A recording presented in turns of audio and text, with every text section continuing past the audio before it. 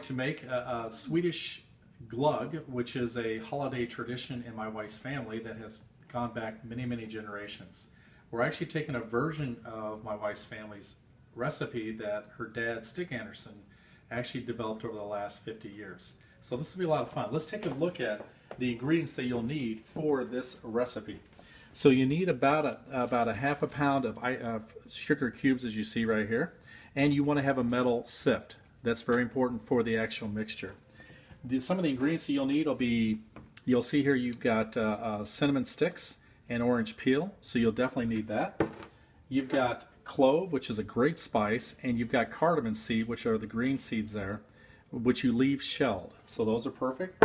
Now, the fun part is you also have raisins and you have blanched almonds. So these are the primary ingredients to make glögg from a spice standpoint.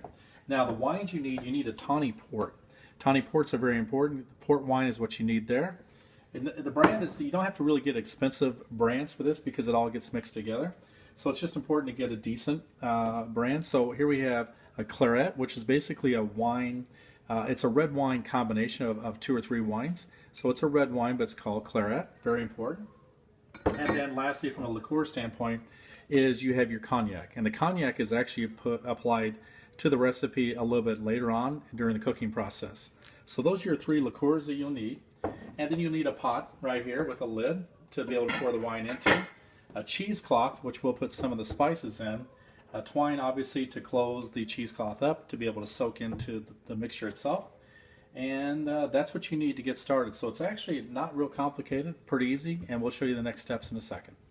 Okay, now we're going to start the mixing. So the first thing we're going to take is a tawny port. We're going to pour it into the kettle and fill this up.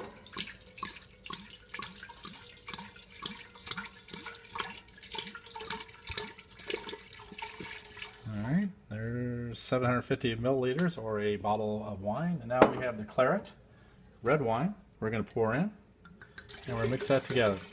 So these two are going to mix. We're going to turn the heat on a low heat, and we're going to bring this combination up to a simmer. Now keep in mind, it's very important.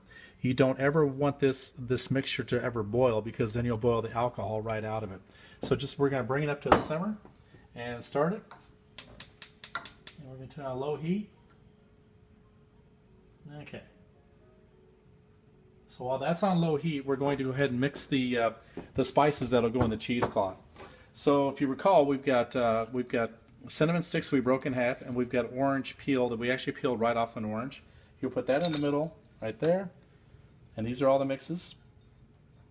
And then we're taking the clove and the cardamom seeds. So the cardamom seeds are that right there, and the clove. We're going to take that and mix that in here. And we simply take this cheesecloth and roll it up into a sack, and we'll tie it. So you can see we've got it all set up there, and we'll tie around with a twine to make it all nice and tight. And once comes up to simmer, you'll see the next step. We'll go ahead and drop this into the wine, and we'll go from there. Okay, now we have as you can see, we have the spices all in the cheesecloth. It's all tied up. We're going to go ahead and drop it into the wine and let it soak in there. So it's now soaking there. It'll be soaked there for about 15 minutes, and we'll stir it a little bit, make sure it gets nice and saturated. So we soak that. That's all the spices. This will be for 15 minutes, and then we'll add the raisins and the blanched almonds. That'll be next. Okay. All right, so we've let the wine mixture go ahead and simmer for about 15 minutes. As you can see, it's soaking with the spices that we put in the cheesecloth. We're now going to add the raisins and the blanched almonds, excuse me. And we'll stir that around a little bit to make sure it gets good and mixed. Just get that all mixtures and just make sure it's all nice and now this will simmer. We're on low heat. This has not come to any type of boil. It's just perfectly simmering. And we'll leave this on here for about 20 minutes. And then the next part will be a lot of fun because we're actually going to set this on fire. All right, let's take a look at what we've done so far. We've got the mixture in here. It's been simmering now for about 35 minutes.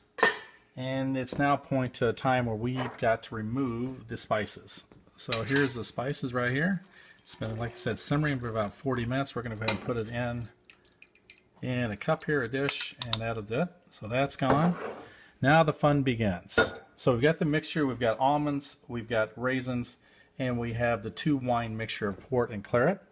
Now, as you can see, we're taking the sugar cubes. We'll set that over here. Now this is a metal sift, and it's important because we're actually going to catch this concoction on fire. The next thing is you take your cognac and you pour it very, very slowly over the ice cubes. Let it get good and soaked. Or I say ice cubes, actually it's sugar, but you can call them ice cubes. So we're just slowly pouring this over, letting it slowly melt into the mixture. You can hear it. We're soaking all the sugar cubes. And once this is done, then I will take a lighter and light the concoction. And then the next step will be that we'll take a ladle and pour the flaming liquid over the sugar to melt the sugar cubes. So we're almost done here. We pretty well got it. So that's it for that. Now we're going to put a glove on, because I certainly don't want to catch too much heat. And we'll take the lighter, and as you'll see right here, we're going to light it. As you can see, it's lit. You can hear it anyway. And we'll set it right here. Now we're going to take, you can see and we'll just take it, and this is what you do. You just basically work to start melting the sugar cubes. And this will take a while, but if you can see, I don't know if you can see the flame in there, you can definitely hear it. It's a blue flame. The cognac has been lit on fire. That's what's really driving it. And we'll just keep taking the ladle. And as you can see, it's dripping sugar on into the concoction. This is fun. I can definitely feel the heat from the flames.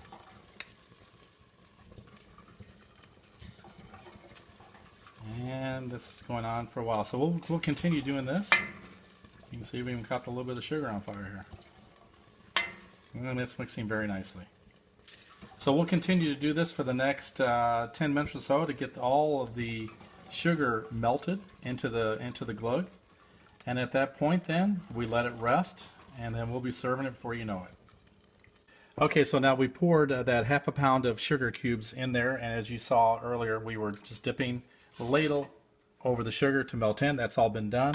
Stir it really nicely, keep it stirred, and we're going to put it on the pot and let it simmer for about another 15 minutes. And at that point, your glug will be done. All right, we're almost done. Let's take a look. It's been simmering now for about 45 minutes. You can see the almonds have risen to the top. The cardamom seeds are floating around here. Let's go ahead and pour a little bit of glug here. Let's get, yeah, it doesn't hurt to get a little bit in the bottom. We'll pour a little bit here. Now this is pretty warm, so I'm not going to sip a lot here. But this is glug, and we got one more thing to talk about. Skull. Oh, it's delicious. It is absolutely delicious.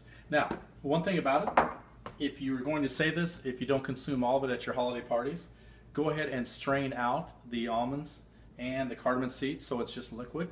And once you do that, just put it in a container like you would like a bottle of wine, seal it up, and put it in the refrigerator. But remember, the best taste is when you serve it warm. It really tastes nice, especially around the fireplace. Hope you enjoyed the video. We'll do another one soon. Thank you.